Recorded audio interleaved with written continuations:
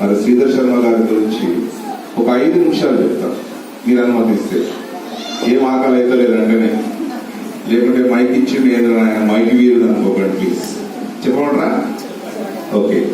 మరి మన మధ్యలో ఉన్నటువంటి దైవజనుడు శ్రీధర్ శర్మ గారు మహబూబ్ నగర్ జిల్లా అచ్చంపేట మండలం ఉప్పునూతల గ్రామంలో ఉన్నటువంటి వ్యక్తి. ఆయన సొంత తల్లిగారు ఉన్నది కాదు, అత్తగారు పాస్టమ్మ గారు వాళ్ళ ఊరు. అయితే వాళ్ళు బ్రాహ్మణ కుటుంబంలో జన్మించారు. వాళ్ళ తల్లిదండ్రి గారికి పైగా రెండో సంతానం.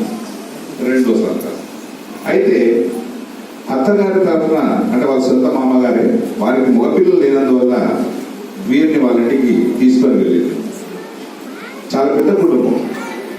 అయ్యగారికి ఒక 40 ఎకరాల భూమి ఇచ్చి ఒక 30 ఊర్లు ఇచ్చి, ఈ 30 ఊర్లు నువ్వే చూసుకోవాలి, ఇది మన పౌరోహిత్యం అని చెప్పేసి 15 సంవత్సరాలు పౌరోహిత్యం చేసి 40 గ్రామాల నుంచి అందరినీ తీసుకొచ్చుకొని కాళ్ళు మొక్కించుకున్నాడు. అది వాళ్ళ ఆచారం కాబట్టి. ఒకనొక సందర్భంలో ఇంటింటి సువార్త వాళ్ళు ఒక పత్రిక ఇవ్వడం ద్వారా ఆ పత్రిక చదివి మరి తన జీవితంలో మార్పు తీసుకోవచ్చు. ఒక టెర్రరిస్ట్, దయచేసి క్షమించండి కొన్ని పదాలు వాడతాయి, ఎందుకంటే నీకు నా మధ్యలో సన్నిహితాన్ని బట్టి. ఒక కోపిస్టి, చాలా క్షుణ్ణంగా లోతుగా ఆలోచించేవాడు, ర్యాపిడ్ గా ఆలోచిస్తాడు. అసలు ఏంటిది, ఎందుకు ఇది, ఆ విధంగా ఆలోచించి విగ్రహములు మాట్లాడలేవు అని బైబిల్లో తెలుసుకొని దాన్ని వదిలివేశాడు. వదిలివేసిన తర్వాత తన భార్య గారు, తన కుటుంబం అంతా వెలివేసింది. ఒకడే అయినా సరే దేవుని కొరకు నిలబడ్డాడు.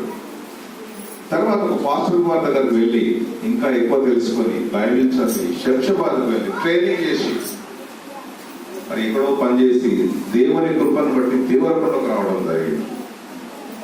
దేవరకొండలో 7 సంవత్సరాలు చాలా కఠినంగా సేవ చేశాడు. కఠినంగా అంటే దాని అర్థం నాకు మాత్రమే అర్థమైంది, మీకు ఎవరికి అర్థం కాదు. నన్ను కూడా తిట్టేది, నాకు చిన్నోడే కానీ నన్ను కూడా తిట్టేది. అంత ముక్కు సూటిగా ఫైర్ నిప్పులాగా ఆ విధంగా తన యొక్క వాక్య పరిచర్య ఉండేది ప్రతి ఆదివారం. కొన్ని సందర్భాలను బట్టి అదే దేవరకొండ సంఘంలో మరి హెచ్చరిక చేస్తే నచ్చని నాలాంటి వాళ్ళు, ఎందుకంటే నాకు కూడా కొన్ని విషయాల్లో ఆయన హెచ్చరిక చేస్తే నచ్చలే, ఎందుకంటే నా లోపాలు చెప్తే నాకు నచ్చదు కదా. ఆ విధంగా ఉన్న సందర్భంలో మరి దేవరకొండలో అయ్యగారి మీద దాడి కూడా జరిగింది. అయ్యగారిని దాడి జరిగింది. ఒక వ్యక్తి కొట్టిండు అమ్మగారిని కూడా.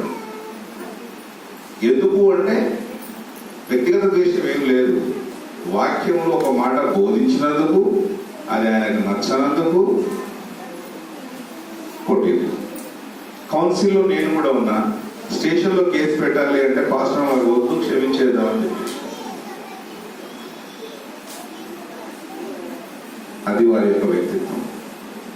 తర్వాత తప్పనిసరి పరిస్థితులలో మరి దేవుని యొక్క ఉద్దేశ ప్రకారంగా దేవరకొండను వదిలివేసి నెల్లూరు వెళ్ళడం జరిగింది. నెల్లూరులో జిల్లా మొత్తము మరి సిటీ కేబుల్ ద్వారా వీరు సండే ప్రకటించినటువంటి వాక్యము జిల్లా అంతటా కూడా మరి సిటీ కేబుల్ ద్వారా ప్రసారం కాబడుతుంది. దేవరకొండలో ఉంటే కేవలం మేము ఒక 150 మంది 300 మంది మాత్రమే వాక్యం వినేవాళ్ళం. కానీ ప్రజెంట్ గా నెల్లూరు జిల్లా మొత్తం కూడా మరి దేవుని యొక్క సువార్త ప్రకటించబడుతుంది. అనర్గళంగా ఇంగ్లీష్లో, తెలుగులో, ఉర్దూలో మాట్లాడగలడు. అనర్గళంగా 3 భాషలలో వాక్యం ప్రకటించగలడు. తర్వాత వారి గురించి చెప్పదలుచుకున్నది నేను ఒక 2 విషయాలు. ఏంటి అంటే రోజుకు 20 అధ్యాయాల నుంచి పైకి చదవండి వారు పడుకోలేము. మినిమం 20 అధ్యాయాలు చదువుతాడు ప్రతిరోజు. ఆయన ప్రపంచం బైబిలే, ఇంకా వేరే ఏం లేదు. మెల్లికి వస్తే బైబిలే, ప్రయాణం చేస్తుంటే కూడా బైబిలే, వెళ్ళాక ఇంటర్ టిఫిన్ చేస్తున్నాం, మధ్యలో అదే మాట్లాడుతూ ఉదయం 6 గంటలకు వచ్చిండు, మర్చిపోయేటప్పుడు పడుకో అని చెప్తే 6 నుంచి 9:15 వరకు ఇదే చర్చ. మేము మాట్లాడుతున్న చర్చ 3 గంటల్లో 2 గంటల 45 నిమిషాలు వాక్యమే చెప్పిండు మాకు. తింటే మాట, పడుకుంటే అదే, నీళ్ళు అది కూడా. ఇప్పుడు వాక్యం చెప్పిన తర్వాత కూడా మళ్ళీ బైబిల్ తీసి చదువుతూనే ఉంటారు.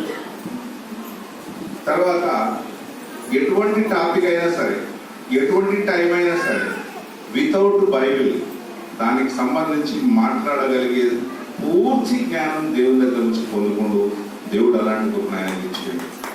అలాంటి వ్యక్తి మరి మనతో మాట్లాడండి. ఈరోజు మీరు చూసే ఉంటారు, ఎప్పుడు బైబిల్ తెచ్చేది ఉండదు, తర్వాత ఎక్కడ రాసుకొని ఉండేది, రెఫరెన్స్ రాసుకునేది ఉండదు, తర్వాత బైబిల్లో అండర్లైన్ చేసేది ఉండదు.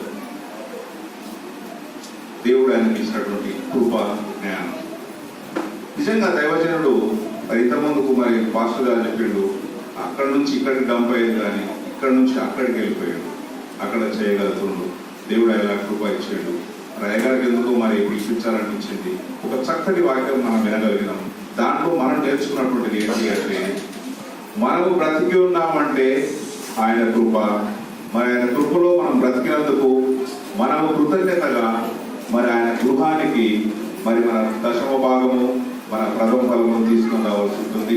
మరి ఆ విధంగా తీసుకొచ్చినటువంటి వాళ్ళు మరి దేవుని చేత ఆశీర్వదించబడేటువంటి వాళ్ళు, మరి ఎవరైతే మరి నేను దేవుని కృప చేతనే బ్రతికించబడిన విశ్వసించిన వారు ఉంటారో వారు మాత్రం ఆ విధంగా చేయగలరు. మరి ఇలాంటి పండుగలు జరుపుకుంటున్నటువంటి ఈ సంఘానికి మరి ఇలాంటి అవకాశం ఇచ్చినటువంటి పాస్టర్ గారికి నేను కృతజ్ఞతలు తెలియజేస్తూ, మరి భూతకాల పండుగ యొక్క కృతజ్ఞతలు మరి శుభాకాంక్షలు తెలియజేస్తూ ముగిస్తున్నాను. ప్రాముఖ్యంగా ఇంతసేపు నాకు అందరికీ కూడా మరి నేనైతే కృతజ్ఞతలు చెల్లిస్తూ ముగిస్తున్నాను. Thank you so much brother. తింటే ఎన్ని నెల వింటే వాక్యం వినాలి, అది గొప్ప విషయం. మరి అలాంటి చక్కటి వాక్యము దైవజనుడు అయితే బాబు బ్రదర్ కూడా చాలా బాగా చెప్పగలడు. భవిష్యత్తు రోజుల్లో సంఘ పరిచయంలో ఇంకా వారిని కూడా బలంగా వాడుకోవాలని ఆలోచన చేస్తున్నాను. టైం వస్తుంది, ఏదో ఒక రోజు బ్రదర్ని కడగా నిలబెడతాను. ఆ రోజు కూడా బ్రదర్ చాలా